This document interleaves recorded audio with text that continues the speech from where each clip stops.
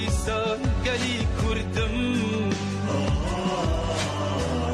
لجێژاوی شاڵاوێکیان فەلدایە زێندێ بەو چاوانەی بۆ ئازادی خاکی کوردستانم نابینابوو زێندێ تۆوە دێنێ ئێرە ڕادیۆ دەنگی گەلە.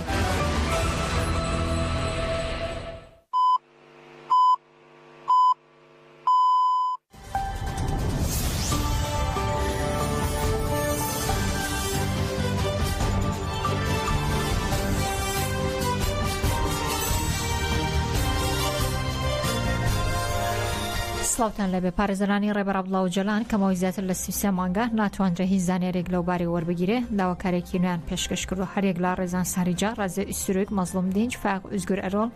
لا پارێزەرانی نووسینگی یاسایی سەدە بۆی بتوانین دیدار لەگەڵ ڕێبەر ئۆجەلان و عومەر خێری کۆنار هەموو هێڵدرم و ئیساک تاش ئەنجام بدەن سەردانی هەرێک لە داواکاری گشتی بۆرسا و بەڕێوەبەراتی زیندانی ئیمرالیان کردووە لە ڕۆژی 25 داری 2021 و تا ئێستا زانیارێک لەبارەی ڕێبەر ئۆجەلان و بەردەست نییە و داواکاری بنەماڵە و پارێزەران بە پاساوی سزای دیسپلین ڕەتدەکرێتەوە و ڕێگری لە دیدارەکان دەکرێت لەکێک لە دوا سەردانەکانی پارێزەران کە لە دەی تشرین یەکەمی 2023 ئەنجام درراوە دادگا لە وەڵامی داواکاری پارێزەراندا ئاشکرای کردووە کە سزای دیسپلین بەسەر ڕێبەر ئۆجەلاندا و زیندانێکی دیکە سەپێنراوە و دادوەر ژمارەی دۆسی سزا ئاماژە بۆ کراوەکە و پڕاوەکانی بە پاساوی ئەوەی لا ڕاگەاندندا بڵاو دەکرێتەوە نیشان نەداوە.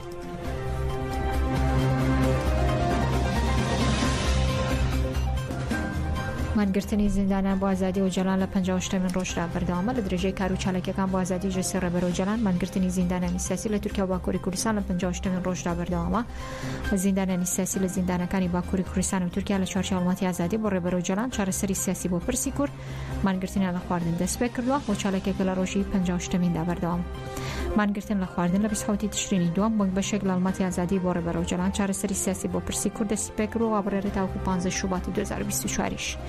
بەردەوام بێت. دوێنێ لە کۆمەڵگەی دیگۆر لە شنگال بە دروشمی پارێزەرنامەکانم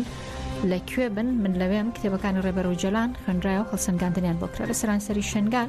لە چوارچێوە هەڵمەتی ئازادی بۆ ڕێبەر ئۆجەلان خۆسەری بۆ شنگال کە لەلایەن خۆبڕێوەبەری شنگالەوە دەستی پێ کردووە کتێبەکانی ڕێبەر ئۆجەلان بۆ ماوەی 7 ڕۆژ دەخوێنرێتەوە و گفتوگۆیان لەسەر دەکرێت.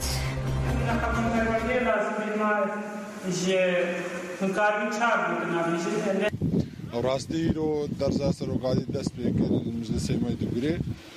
پەرتوکەوی هانا وەزەعاندن سەر ئەندامە نە ساڵە ئەفتشاتی ئەوکردن فکری هاتیە بەلاکردن مەگۆ وەک ئەندامی مجلسا دوگرێ پەرتوکەوی مەسەر ئەندامە وەزەعاندن اجبر ژنێ ملەژی مێدەوەزەعاندن و هەر سازیەکی هەر مجلسەکێ هەر سازیەکێ لازمە فکری وێتە بەلاکردن و نێ ملەژی سێکە نەژوی فکری با و وێ ڕێخستنێ با کەچک و ژن و داگ و خوشکێنمە دەستێ ئێ هۆڤانێ داعش نەهانە خەلاسکردن مەبی فکری وێ ئەوێم پێش دەشوینە. باور بگیت شتێکی سەدی سەد باور بگیت شتێکی مهمە سەروی فکری ئەو بە فکرێکی باشە فکرێکی مرۆڤاتیە فکرێکی باشە پێش دەچویانە وی فکری کام مافێ مرۆڤ کا دەوڵەتێ ناوی یعنی کاسلی بلا ئەحمەریانی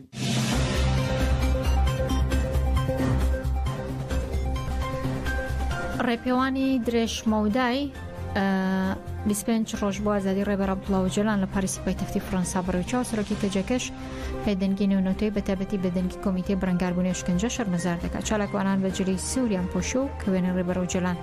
لەسەری نەخشێنراوە پانکارتی ئازادی بۆ ئۆجەلان چارەسەری سیاسی بۆ پرسی کوردیان هەڵگرتووە سەرۆکی کەجەدەکەی زوبێدە زومرود ئەم ڕێپێوانە 25 ڕۆژێ وەکو ڕۆژێکی مێژووی ناودەبا و تیشک دەخاتە سەر کۆمەڵکوژی پاریس بۆ دەڵێت ئەم کۆمەڵکوژیە ڕوون نەکرێتەوە و بەرپرسیاران دادگایی نەکرێن تێکۆشانەکانیان بەردەوام دەبێت و سەرۆکی کۆنسەی کەجەدەکەش موراد جەیلان پلانگەر و هاوکاری داگیرکەران شەرمەزار دەکات و تیشک دەخاتە سەر بەرپرسیارەتی نێونەتەوەیی پەیوەست بە گۆشەگیری ڕێبەر عەبدوڵڵا ئۆجەلان و پاشان دەست بە ڕێپێوان کرا و چالاکوانان دروشمیان بۆ چارەسەری پرسی کورد و ئازادی ڕێبەر ئۆجەلان بەرز کردەوە.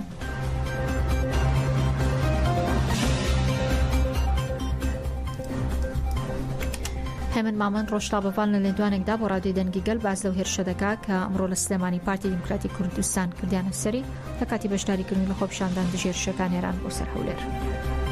روش باش ویدارم هم لیک باش و ساقبن دیاره من امروکو همان مامان و روزنامه نووس چالاکوانی شی مدنی لشاری سلیمانی ئامانجم بۆ مەبەستم بوو کە بەشداری لەم گربوونە و خۆپیشاندانەی سلێمانی بکەم کە لقی 4 و لقی 21 پەدەکە ڕێکی خست بوو لە ڕاستیدا من ویستم وەکو ئالنگارەیەک بەشداری ئەم خۆپیشاندانە بم بۆ ئەوەی وەکو کوردێکی بەناموس بڵێم باشە ئێمە لەگەڵ هەموو خۆپیشاندانێکشین و بەشداری هەموو خۆپیشاندانێک دەکەین ئەگەر پارتی و بنەماڵەی بارزانانی ڕێکی خست بێ کێشەیەک نییە بەڵام ئێمە ئەگەر قرار وایە بڕیار وایە دژی داگیرکاری بین پێویستە دژی هەموو داگیرکاریەک بوەستینەوە بۆیە بەشداری خۆپیشاندانەکەم کرد بەڵام بەداخەوە هەر لە سەرەتادا شتی زۆر نامۆم بینی خۆپیشاندەرانی پەدەکە لە چواردەورم دەسوڕانەوە مۆڕیان لێ دەکردم بە چاوێکی دژمنکارانە سەیریان دەکردم بۆیە کاتێک چوومە ناو گۆڕەپانی خۆپیشاندانەکە ئاڵای کوردستانم بەرز کردەوە گوتم مەگەر ئێمە خۆپیشاندان دەکەین قرار وایە خۆپیشاندان بکەین دژی داگیرکاری ئێران با دژی داگیرکاری تورکیاش بوەستینەوە دژی دۆڕانەکانی تورکیاش بوەستینەوە تورکیاش داگیرکەرە تورکیاش کوورد دەکوژێت تورکیاش تیرۆریستە بەڵام لەوێ چەند کەسێک لە خۆپیشاندەرانی پەدەکە هێرشیان کردە سەرم گوتیان دەوڵەتی تورکیا داگیرکار نییە تورکیا تیرۆریست دەکوژێت وەک ئاماژەیەک بۆەوەی کە پەکەکە تیرۆریستە و پێیان گوتم تۆ بێناموسی و قەڵەمفرۆشی و جنێویان بەدایک و خوشک و کەسوکارمدا منیش ڕوبەڕوویان بوومەوە پەلاماریان دامەوەی تر دوجار خۆپیشاندانەکەم جێهێشت ئەمڕۆ مایەت و ئەخلاق و ڕەوشتی پەدەکە و ماڵی بارزانیم زیاتر بۆ ڕوونبەوە کە ئەوان دژی هەموو کوردێکی بەناموسن دژی داگیرکاری نین ئەوان چاواشەکارن ئەوان کەوا سووری بە لەشکری داگیرکەرن ئەوان پێیان خۆشە تورکیای داگیرکەر بێتە ناو خاچی کوردستان بەم عەقڵێت و زێهنەت چکە پێیان وایە پەکەکە تیرۆریستە لە کاتێکدا پەکەکە دیفاع لە شوناس و لە ناسنامە و لە خاچی کوردستان دەکات تیرۆریست ماڵی بارزانین ماڵی پارتی و بارزانیە تیرۆریست ئەوانن کە پشگیری لە دەوڵەتی داگیرکەری تورکیا دەکەن. پەرلەمانتارێکی عێراق دەڵێ لەگەڵ وەزارەتی ناوخۆی عێراق قسەیان کردووە لیژنەیەکی لە کۆڵینەوە لەسەر و کارمەندانی پاسەوانی سنوور دروستکەن کە شکنجە و 4 کۆڵبەریان داوە کە شکنجەی 4 کۆڵبەریان داوە و پێویستە ڕوبەڕووی یاسایی بکرێنەوەنە لە چەند ڕۆژی ڕابردوودا 4 کۆڵبەری ڕۆژهەڵاتی کوردستان پاژەوەی لەلایەن پاسەوانانی سنوورەوە لە شارەدەی تەواڵای ورامان دەستگیر دەکرێت ڕوبەڕووی سزای ناسایی و برسی تیکردن دەبنەوە کە لەلایەن کارمەندانی پاسەوانی سنوورەوە شکاردانەوەی ناوخۆی زۆری بەدوای خۆی داهێناوە چرۆ حەمە شەریف ئەندامی پەرلەمانی عێراق لە دوانێکی تایبەت بۆ ڕۆشنویست دەڵێ و ڕەفتارانەی بەرامبەر بۆ کۆڵبەرانی ڕۆژهەڵاتی کوردستان کرا لەلایەن پاسەوانی سنوور و کارێکی دوور لە یاسایە لەگەڵ بەرپرسانی لیوای 21 پاسەوانی سنوور قسەیان کردووە پێیان ڕاگەاندون کە و کارە دوورە لە یاسا کارپێکراوەکان وەداشڵی و کۆڵبەرانە ئەگەر کارێکی ناسایان کردووە ئێمە دەبێت بەپی یاسا مامەڵیان لەگەڵدا بکەین لەگەڵ وەزارەتی ناوخۆی عێراق لە پەیوەندیدا دەبین لیژنەیەک پێی بێنرێ بۆی ڕوون بێتەوە خۆکارە و ڕەفتارە نەشیاوە بەرامبەر بە کوردانی ڕۆژهەڵات کراوە چییە؟ چرۆ حەمە شەریف باسی لەگرۆ 4 کەس لەلایەن پاسەوانی سنوور و سوکایەتیان بەرامبەر کراوە و سەریان تاشراوە برسی کراون هیچ یاسایەک ڕێگەی نەدا و ڕەفتارانە بەرامبەر با وڵاتیان بکرێت گەر کەسەکان کارێکی ناساییشان کردبێ دەبێت بە یاسا مامەڵیان لەگەڵدا بکرێن نەک بەو جۆرەی پێوێن و ڤیدۆکاندا بڵاو بۆتەوە.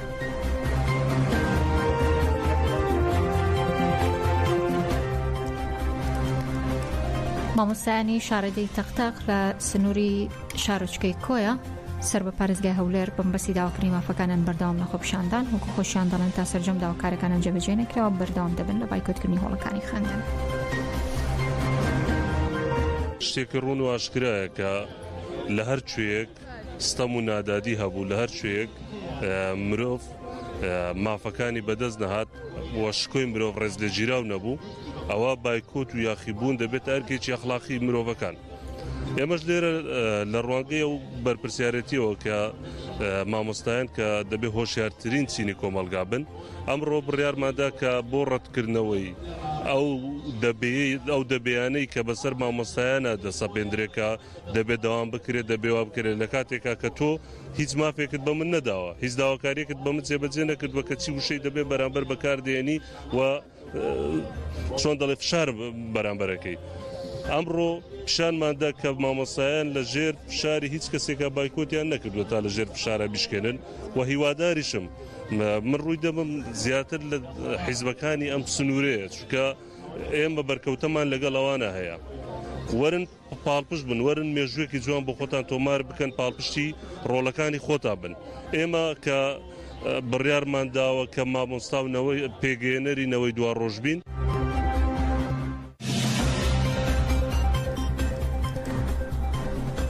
لەگەڵتان بەردەوامە بین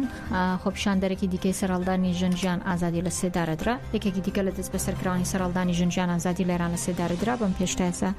نەخۆپیشاندەری و سەرهەڵدانە سزای لە سێدارەدانیان بەسەردا جێکراوە ماڵپەڕی میزانی سەر بەدەسەڵاتی ڕژێم میێران بەڵاوی کردوەوە بەرەبەیانی ئەمڕۆ سزای لە سێدارەدانی محەممەد قوبادلو یەکێک لە دەست بە سەرکراوانی خۆپیشاندانەکەی ساڵی 2022 لە زیندانی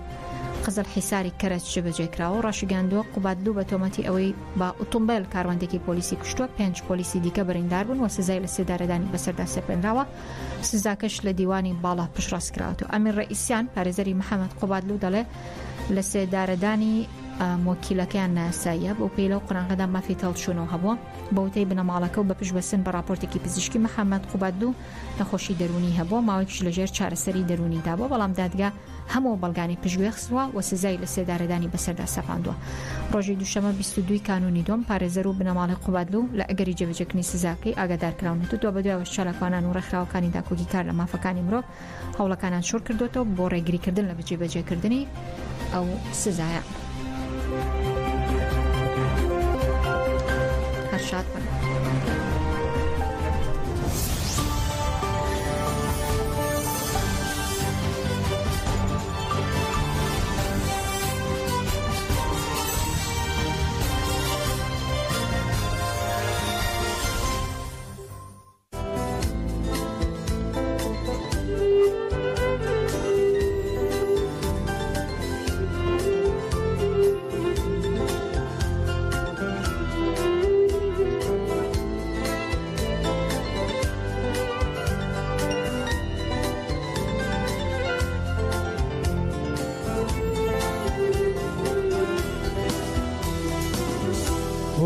پۆلی دەربەردەکانی با ئاخر گوڵە بۆ حەبیبە پیشان